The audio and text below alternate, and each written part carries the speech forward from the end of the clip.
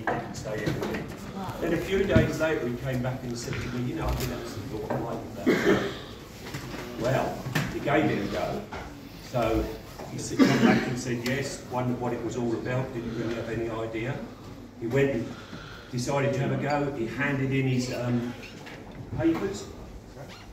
Got it wrong, so he had to go back and hand him in again. And then when he got it right, he felt really comfortable.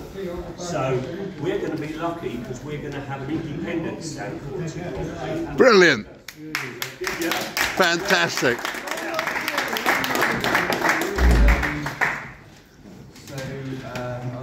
Oh dear. I suppose I just sort of talk a little bit about why, I've got to this point, and if you just allow me to sort of ramble a little bit, I might catch my thread of thought.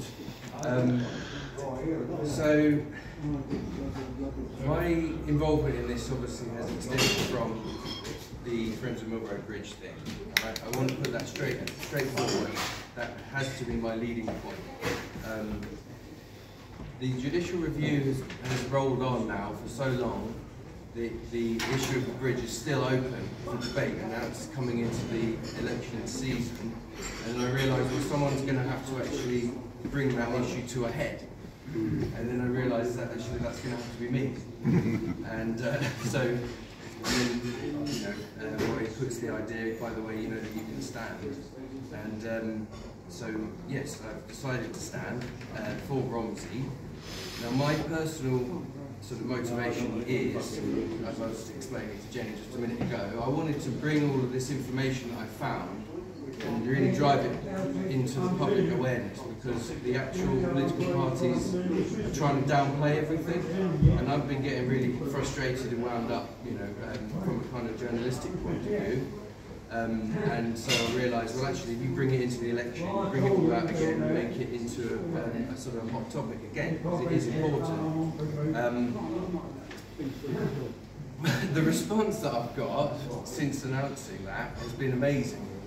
And it has, so there's two sides of it. It's not just what I want out of it, but I'm now realising I'm going to have to take this really seriously and absorb everything that you guys are saying as well. You know what I mean? So I went door to door yesterday. It was actually really good. I start off by saying to people, I'm canvassing your area, can I get some opinions about what you're thinking about the local issues and things? I'm going to stand as an independent. And the response I got was really, really strong. I think that it's like 90% in favour of what I'm talking about. And it's because the public mood is already set, right? And so by standing, it's not about changing people's minds or opinions or anything like that. Actually, the challenge has just got to be to get all of those people who are already thinking that way to become aware that this is a thing. See, there's an independent candidate. That's the challenge which is facing us. So, what does anybody think about that? Anybody got anything to say? Come on, Pam. I have only 5 minutes, so please say what you can do for Romsey. Well, before I do that, I actually wanted to say one thing, and if you're leaving, Pam, this has been in my mind, all right? So forgive me for a moment. I just wanted to say that by taking on this kind of public role, I'm getting a lot of the attention and the credit for keeping the bridge open.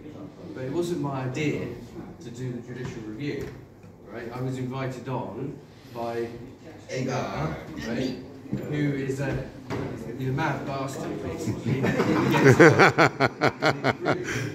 Good description. Also, Pam. He's like, we should do a judicial review. And Pam's like, yeah. He's crazy. All right, let's do it. So Pam did all the paperwork, been doing all the emails, the website and everything. Anyway, I just wanted to say that if you're going off, Pam, credit where it's due, the bridge wouldn't be open today if it wasn't for these two.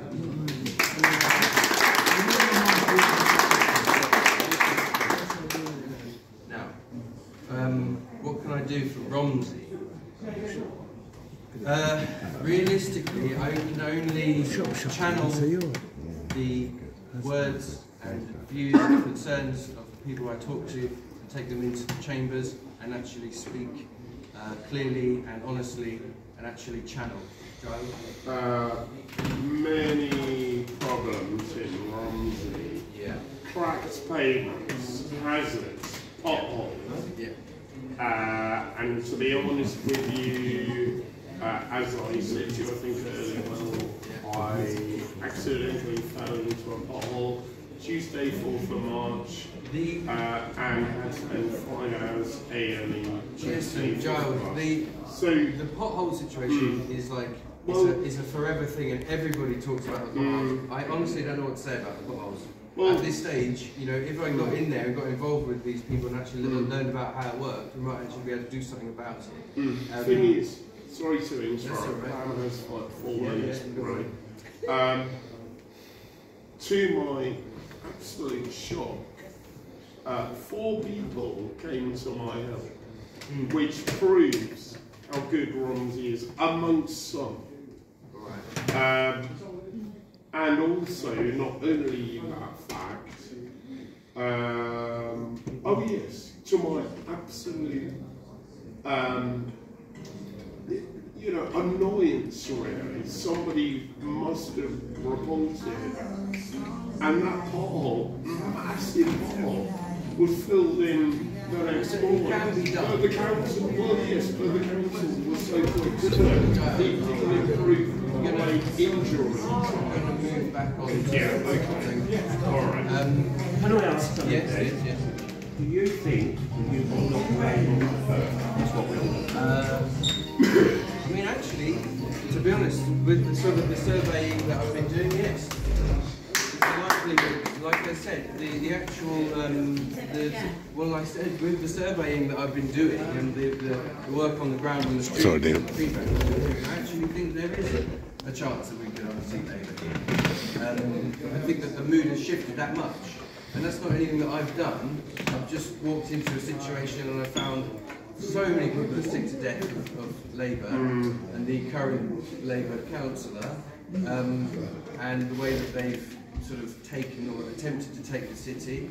You know, people are very, very strongly remembering the congestion charge from last year, fearful that it's going to come back at some point in the future, don't agree with the attempt to close the bridge, they don't like the way that Labour done things. That's the sort of the ground that's been set, and so all I've come in to do is really you know, offer people that option, like, well, if this is what you think, then vote independent, and we can actually, you know, unsimplify it.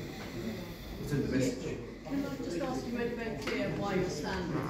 Can I ask, you very, very clear why you're standing? Yeah. Can I ask what your views are about representing all of you? Obviously, you may not share that view. Yeah, that's a good question.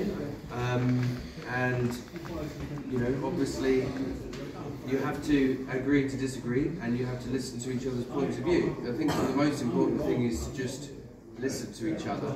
And as you know, if it actually did come to the work of being a councillor, it would have to be sort of detaching my personal point of view, and actually I would see it more like being a reporter. You know what I mean? It's like, well, this person thinks this thinks this. You know, that's all I can do, because I mean that's an extension of my work anyway. Being a reporter or being a journalist or a writer isn't me going out finding the voices which I want to hear and then ignoring everybody else. You know what I mean? Okay, are you a journalist? You mentioned it a couple of times. Well, I don't know. What do you think? I think so. Citizen journalist. I think the thing is it's like it's a labour, it's a technique, it's a skill. It takes a lot of work and patience and time, and it has to meet a certain standard, I think. And I always try to hit that standard. Particularly if I go public or something. You know, I've written a lot over my years, and I never publish anything. But this book and this work that I've been doing with the YouTube channel, I had to make sure that it was credible.